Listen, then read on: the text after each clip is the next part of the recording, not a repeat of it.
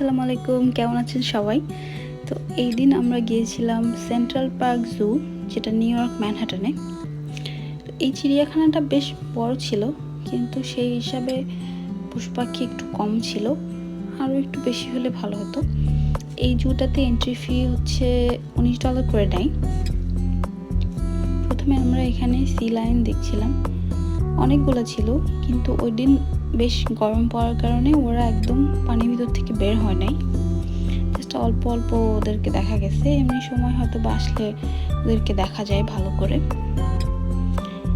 এখানে নেক্সট ছিল হচ্ছে পেঙ্গুইন, অনেকগুলো ছিল। পেঙ্গুইনগুলো দেখতেও বেশ কিউট, ছোট ছোট। আমি ভাবতাম যে পেঙ্গুইন মনে হয় বেশ লম্বা টম্বা হয়, কিন্তু না, এই পেঙ্গুইনগুলো খুবই ছোট ছোট কিউট বাচ্চা পেঙ্গুইনগুলোর মতো। অনেক ছিল, আর ওদের থাকার জায়গাটাও বেশ সুন্দর, উপরে পাথর, নিচে সুন্দর পানি। ওরা কেউ ঘুমায় আছে, কেউ সাঁতার কাটতেছে।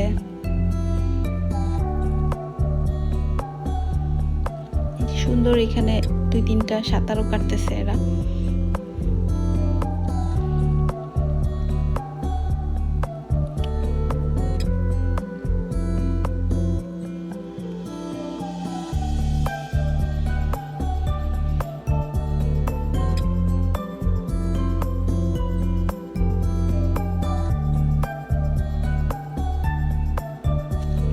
এখানে 2টা সিল ছিল, একটা ঘুমায় ছিল আর একটা পানির মধ্যে ছিল। এগুলা বেশ বড় এবং এদের ডিজাইনটাও খুব সুন্দর, গায়ে একটা বাঘের মতো ডিজাইন, বেশ সুন্দর। উপর থেকে ভালো দেখা যাচ্ছে ওদেরকে। একটা ঘুমায় আছে আর একটা সুন্দর সাঁতার কাটতেছে গরমের মধ্যে।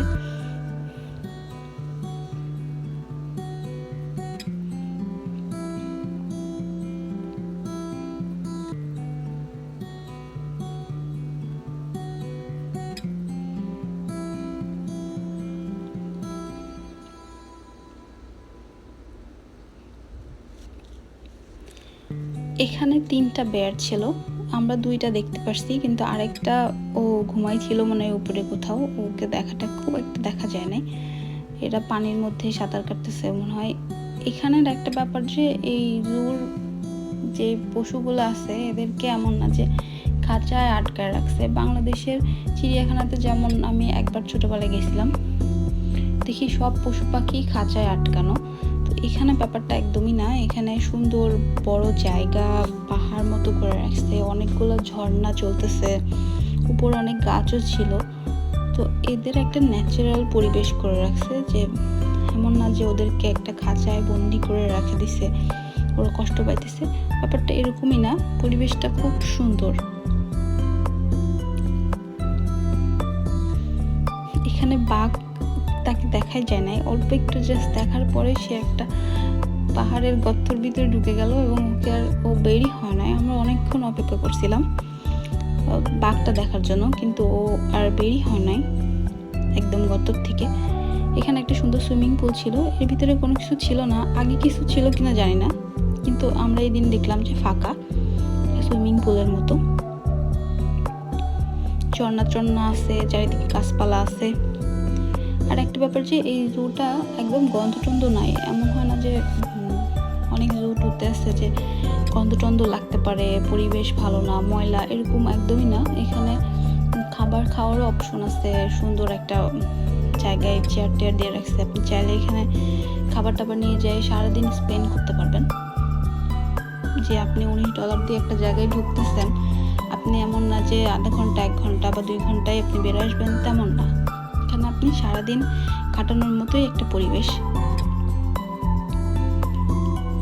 এখানে একটা ছোট্ট ময়ূর টাইপের ছিল, ময়ূরই ছিল আর কি, আর 2টা পাখি, কিন্তু খুবই ছোট ময়ূরটা।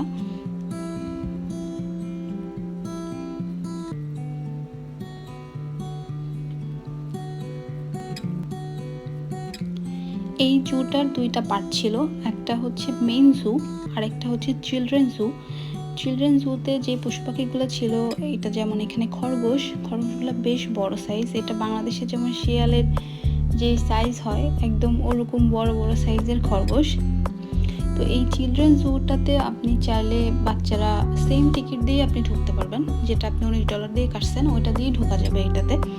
তো এইটাতে চাইলে বাচ্চারা যেই অ্যানিমেলসগুলো আছে ওগুলাকে ফিড করাতে পারবে, ওদেরকে খাবার দিতে পারবে।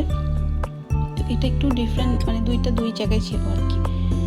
আর এখানের পরিবেশটা একদম গ্রামের পরিবেশের মতো, যেমন গ্রামে বাড়ির পাশে ছোট্ট একটা খাল থাকে, বাঁশ গাছ টাছ থাকে, হাঁস মুরগি ওতে চলাফেরা করতেছে, সাঁতার কাটতেছে, এরকম টাইপের একটা পরিবেশ। এখানে ওরকম অনেক হাঁস মুরগি ছিল না, হাঁস ছিল অনেক।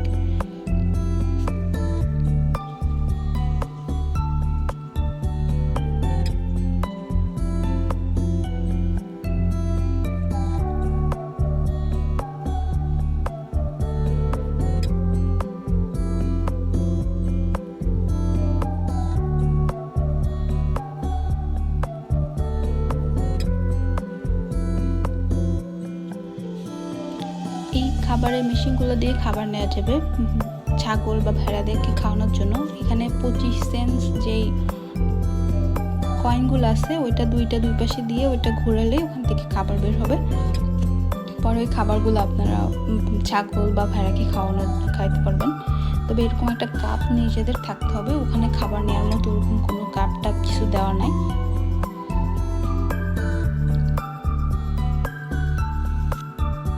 জান খুব এক্সাইটেড ছিল যে ছাগলকে খাওয়াবে। তো একবার সে যখন দেখে যে ছাগল জিভ দিয়ে এই করতেছে, তারপর ভয়ে এরপরে আর একটাও সে দেয় নাই।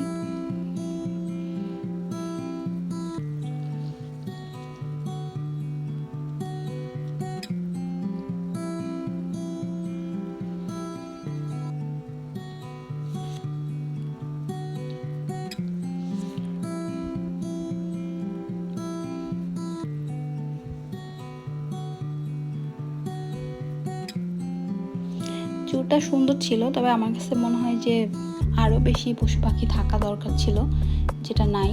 জুটা বড় কিন্তু পশু পাখির সংখ্যা খুবই কম, যেটা আরও দরকার ছিল। তো এই তো ছোটোখাটো একটা ব্লগের মতো আজকে বানালাম।